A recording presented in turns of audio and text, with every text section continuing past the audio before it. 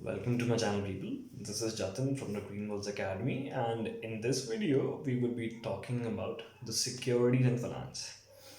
So, whenever we talk about securities and finance, we are talking about an asset or an instrument which could be traded, and has a value.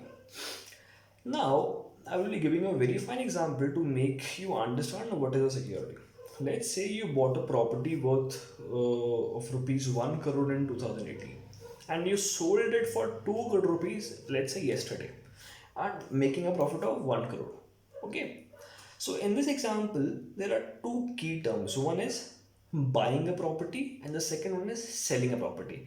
When these two terms they come together, that is buying and selling, we say that we trade something. And whenever you are able to trade an asset, we call it a security. So now you understand what is a security.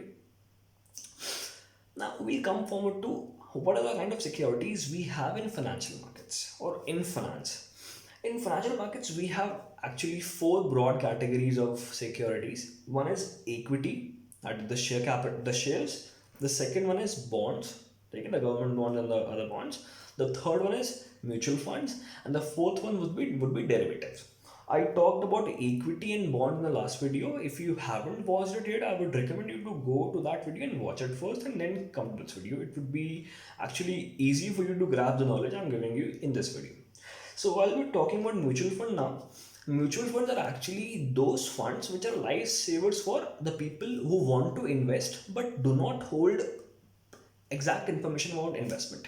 So, what is a mutual fund? A mutual fund is actually a fund which is guided by or controlled by an experienced guy in finance, usually called a fund manager.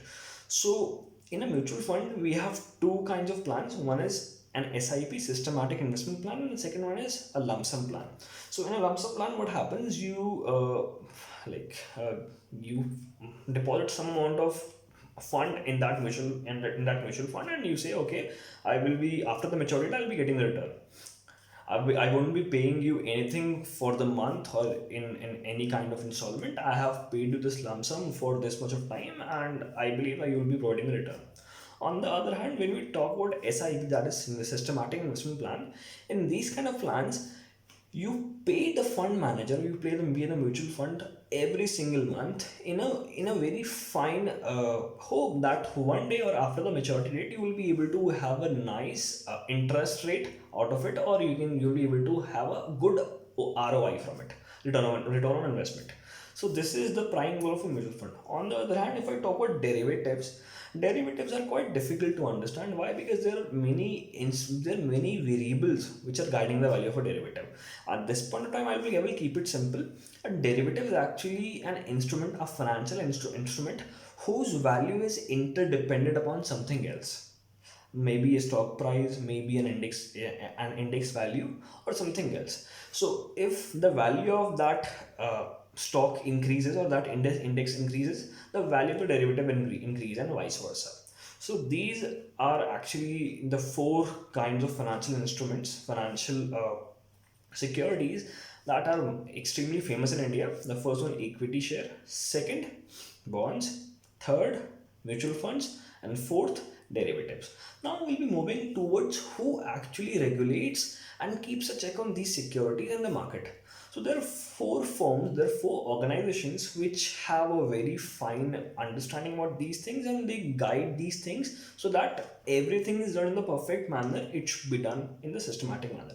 So the first organization which has a direct control over all the securities market in India is SEBI, that is Securities and Exchange Board of India. The second organization is DCA, Department of Company Affairs. The third one is DEA, Department of Economic Affairs. And the fourth one and last one, but the most loved because its name is written on the note in our country, as RBI, Reserve Bank of India. So all of these organizations, they take care of securities market. So I was talking about securities market. Do you actually know what is a securities market? Actually, what do we call it in simple terms? A stock exchange. So whenever we talk about stock exchange, we are talking about three kinds of participants who are there. Who are the three participants in a stock exchange? The one is the issuer of the security. Who could be the issuer of the security? The company. It is providing the equity capital. They are providing the option for it. Secondly, the investors, the people who are actually willing to buy those securities from the issuers. And the third one's intermediates, the intermediaries, who are there to make sure that every single thing is recorded and nothing is done on in any unethical way. Like, everything is actually electronically saved in through intermediaries. I would be saying a very simple term for intermediates, that is brokers and sub-brokers. So these three participants, they participate regularly in a stock exchange whenever the market hours are open, like when the market is open, like during the market hours, and they buy, they sell, they hold, and they do all these things to make profits. Sometimes they make profits, sometimes they make loss, and this goes on. This story goes on. Now, at last, I would be talking about how these securities are actually given or distributed among the investors. So there are two ways in which an investor can buy or an investor can accumulate these securities. One is the primary market, and the second is the secondary market. I will be giving a very brief introduction about primary market in this video. Primary market is actually an initial public offering. So now what happens whenever a company is working for several years and thinks, okay, now I want to generate some I want to raise some more money because I want to generate more revenue from my business. I want to get more client base. So what they will do, they will go public. But before going public, they will go for an initial public offering, in which what they're saying, okay, we are not yet listed on stock exchange, we are going to. But before going to get listed on stock exchange, we are giving you that is the investors an opportunity that you can buy our stock share, like stock or equity at a certain price that has been decided by a company. So if you have if we have researched, or if we know that this company would be able to provide you extreme value in future, you can buy at the price which has been set by the company. So this is called the initial public offering.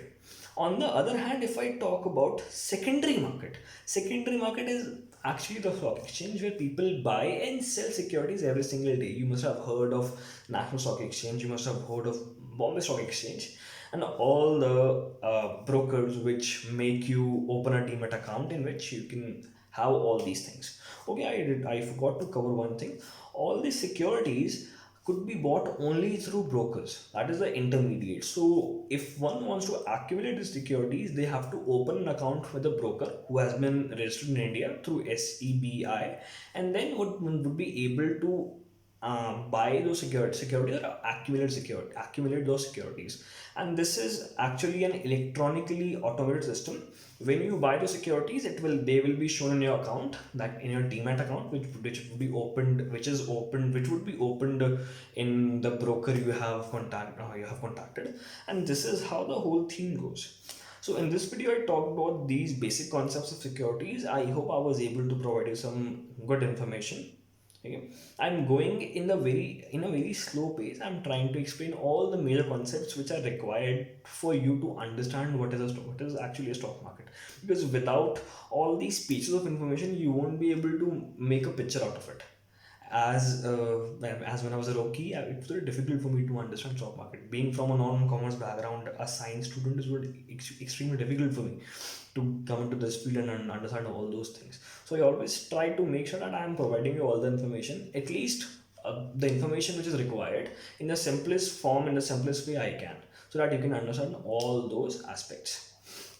Thank you for watching this video. I hope you understood it. In the next video, I would be talking about primary market actually, and then we'll have a glimpse about secondary market. Okay, so we'll meet you in the next video. Thank you for watching. Please like, subscribe, and share this channel. I would be obliged. Thank you.